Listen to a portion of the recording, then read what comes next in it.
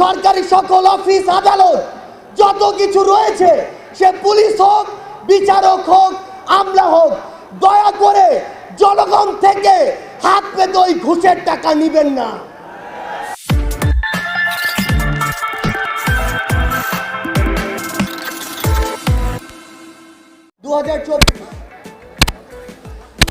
আমরা এখানে 24-এর অভ্যুত্থানে ফ্যাসিস্ট বিরোধী যে লড়াই করেছি, খুনি হাসিনার বিরুদ্ধে আমরা যারা ঐক্যবদ্ধভাবে লড়াই করেছি, বাংলাদেশের ফ্যাসিস্ট বিরোধী সকল রাজনৈতিক দলের মতের, ধর্মের, বর্ণের, বয়সের যে মানুষ আমরা আজকে এখানে ঐক্যবদ্ধ হয়েছি, আমরা প্রথমে কৃতজ্ঞতা জানাতে চাই বাংলাদেশের ফ্যাসিস্ট বিরোধী লড়াইয়ে যত রাজনৈতিক দল ছিল যারা আজকে এখানে উপস্থিত হয়েছেন, আপনাদের প্রতি আমাদের অন্তরের অন্তঃস্থল থেকে কৃতজ্ঞতা।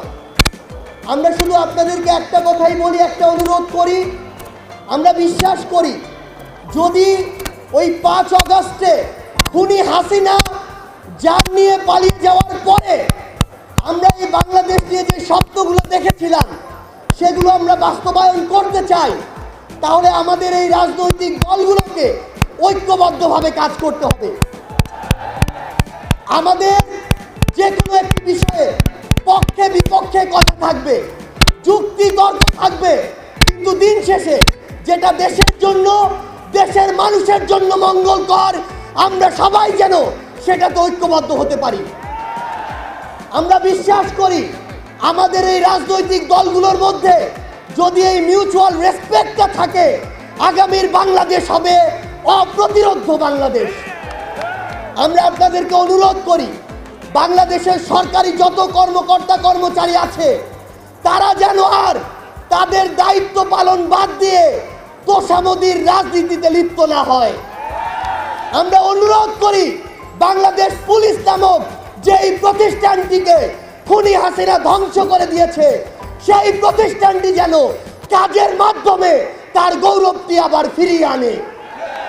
আমরা আপনাদেরকে অনুরোধ করি সরকারি সকল অফিস আদালত যত কিছু রয়েছে, সে পুলিশ হোক, বিচারক হোক, আমলা হোক, দয়া করে জনগণ থেকে হাত পেতে ওই ঘুষের টাকা নিবেন না।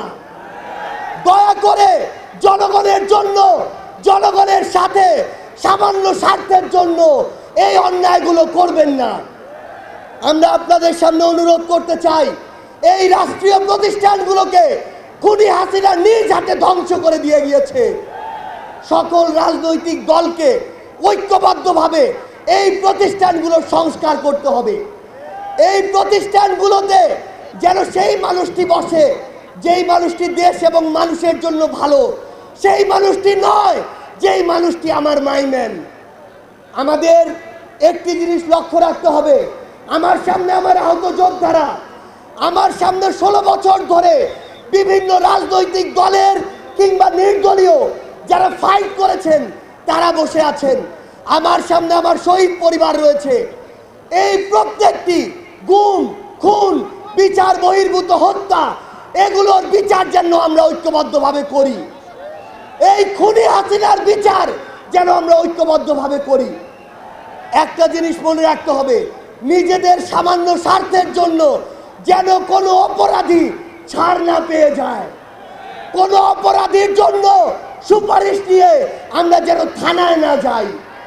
কোনো অপরাধীর জন্য সুপারিশ নিয়ে আমরা যেন কোনো বিচারকের কাছে না যাই। এই নতুন বাংলাদেশে ধ্বজভঙ্গ ওই শিক্ষার সিস্টেমগুলো, এই কারিকুলামগুলো আমাদেরকে ঠিক করতে হবে। এই বাংলাদেশকে বাংলাদেশপন্থী হিসেবে গড়ে তুলতে হবে। আমরা আপনাদের কাছে অনুরোধ করি, আগামী যে বাংলাদেশ আমরা স্বপ্ন দেখি, সকল রাজনৈতিক দল যদি ছোট ছোট স্বার্থগুলোকে একপাশে রেখে ঐক্যবদ্ধভাবে কাজ করি, তাহলে সেগুলো আমরা বাস্তবায়ন করতে পারবো।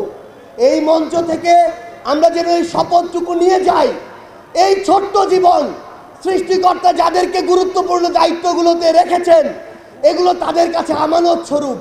আমরা যেন এই ছোট্ট জীবনে এত বড় দায়িত্বের আমানতগুলো দয়া করে খেয়ানত না করি। আমরা আপনাদের কাছে অনুরোধ করি, আমাদের রাজনৈতিক দলগুলোর মধ্যে কেন্দ্র থেকে ওই একদম গ্রাম পর্যন্ত, রুট পর্যন্ত যেন নিজেদের ভিতরে সুস্থ একটি প্রতিযোগিতা হয়, দয়া করে যেন আমরা কাউকে প্রতিপক্ষ না মনে করি।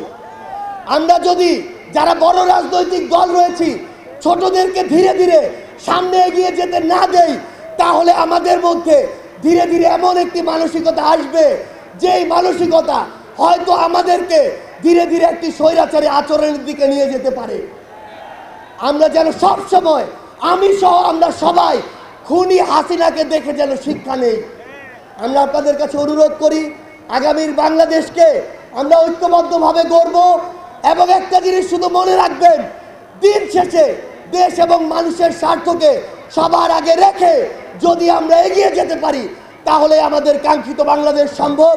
আপনাদের সাথে লড়াইয়ের রাজপথে অথবা বিজয় দেখা হবে। সব সময় বাংলাদেশের এই নতুন আজ যে পার্টিটি জন্ম নিতে যাচ্ছে, সেই পার্টির সাথে থাকবেন, সমর্থনে থাকবেন, দোয়ায় রাখবেন। আপনাদের সাথে আবারও দেখা হবে রাজপথের সংগ্রামে অথবা বিজয়ে। ধন্যবাদ সবাইকে।